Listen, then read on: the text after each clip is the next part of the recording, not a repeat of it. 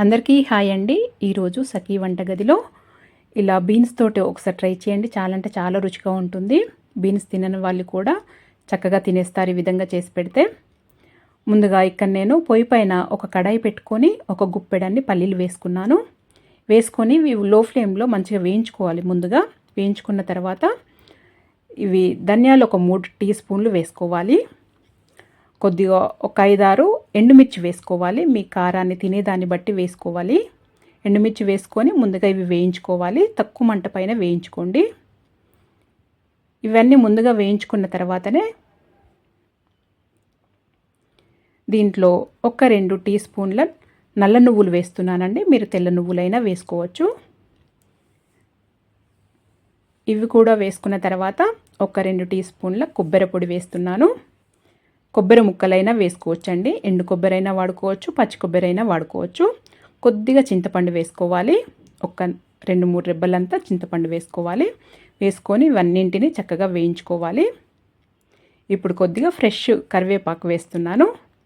వేసి కరివేపాకు క్రిస్పీగా అయ్యే వరకు వేయించుకోవాలి. తొందరగానే వేగుతుందండి. చూడండి చక్కగా వేగిపోయింది. కరివేపాకు కూడా ఇలా తుంపితే క్రిస్పీగా అయినట్టు అయింది చూడండి.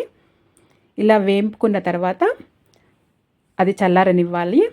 ఇక్కడ నేను ఒక 1/2 కేజీ బీన్స్ తీసుకున్నానండి. తీసుకొని వీటిని మంచిగా కట్ చేసుకున్నాను కడుక్కొని.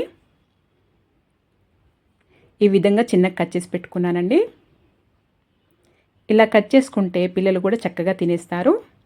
ఇప్పుడు పొయ్యి పైన ఒక ప్యాన్ పెట్టుకొని దాంట్లో ఒక 2 టీ స్పూను నూనె వేసుకోవాలి. కొద్దిగా ఆవాలు వేసుకోవాలి. ఒక 2 ఎండుమిర్చి వేసుకోవాలి. జీలకర్ర కూడా వేసుకోవచ్చండి. నేను వేయట్లేదు. ఇది కొద్దిగా వేగిన తర్వాత ఒక 2 మీడియం సైజు ఉల్లిపాయలండి ఇలా పెద్దగా కట్ చేసుకోవాలి. మెత్త పకోడీకి కట్ చేస్తాం చూడండి, ఆ విధంగా కట్ చేసుకోవాలి.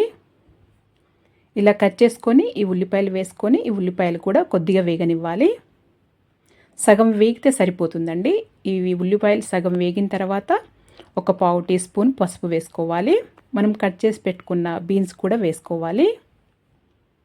ఈ బీన్స్ వేసుకొని మంచిగా కలుపుకొని మూత పెట్టేసి లో ఫ్లేమ్లో మంచిగా ఫ్రై కానివ్వాలి.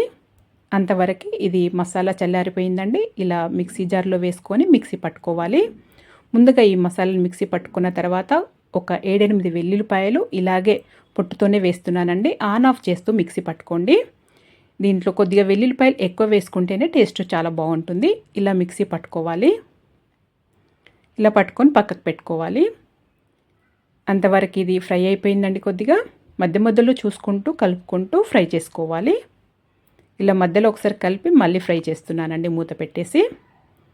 ఒక 60% వరకు ఫ్రై అయితే తర్వాత రుచికి తగినంత ఉప్పు వేసుకోవాలి. వేసుకొని మనం మిక్సీ పట్టుకున్న ఈ మసాలా వేసుకొని మొత్తం ఈ మసాలా అంతా ఆ బీన్స్లో మంచిగా చక్కగా కలిసేటట్టు కలుపుకోవాలి. ఇదంతా కలుపుకున్న తర్వాత మళ్ళీ మూత పెట్టేసి ఒక్క 2 నిమిషాలు అలా లో ఫ్లేమ్లోనే ఫ్రై కానివ్వాలి. అప్పుడు టేస్ట్ చాలా బాగుంటుంది. ఇలా ఫ్రై అయిన తర్వాత కొద్దిగంత కొత్తిమీర వేసుకొని కలుపుకొని స్టవ్ ఆఫ్ చేసి సర్వ్ చేసేసుకోవటమేనండి. ఈ విధంగా ఒకసారి ట్రై చేయండి. చాలా అంటే చాలా రుచిగా ఉంటుంది. మరి మీకు కూడా ఈ విధంగా ట్రై చేసి మీకు ఎలా వచ్చిందో నాకు తెలియజేయండి. మీకు కనుక ఈ వీడియో నచ్చినట్టయితే లైక్ చేయండి, షేర్ చేయండి, సబ్స్క్రైబ్ చేసుకోండి. Thank you for watching.